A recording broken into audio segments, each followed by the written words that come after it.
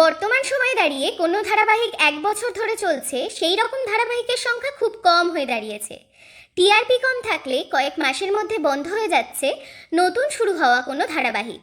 সব কিছুর মাঝেই যখন কোনো ধারাবাহিক 1 বছর বা নির্দিষ্ট কিছু দিন পূরণ করছে, তার সেলিব্রেশনের নানা রকম ফটো আমরা দেখতে পাই সোশ্যাল মিডিয়ায়। স্টার জলসার অন্যতম পুরনো ধারাবাহিক হলো হরগৌরী পাইস হোটেল। শুরুটা অনেকটা তোমায় আমায় মিলে ধারাবাহিকের মতো হলেও পরবর্তীতে গল্পই গিয়েছে নিজের মতো করে। টিআরপিতে বেশ ভালো ফলাফলও করেছে এই ধারাবাহিক। আর এই সব কিছুর মধ্যে দিয়েই 500 পর্ব অতিক্রম করলো এই ধারাবাহিক। আর সেই উপলক্ষে সেটাই উদযাপনের আয়োজন করা হয়েছিল।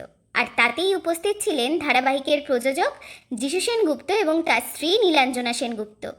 এই সেলিব্রেশনে সেটে আরও যারা হাজির ছিলেন তারা হলেন তুলিকা বসু, রাহুল মজুমদার, শুভস্মিতা মুখোপাধ্যায় এবং আরও অনেকে। এই ধারাবাহিকটি রোজ রাত 10টায় সম্প্রচারিত হয় স্টার জলসার পর্দায় এবং এখানে মুখ্য ভূমিকায় রয়েছেন রাহুল মজুমদার ও শুভস্মিতা মুখোপাধ্যায়।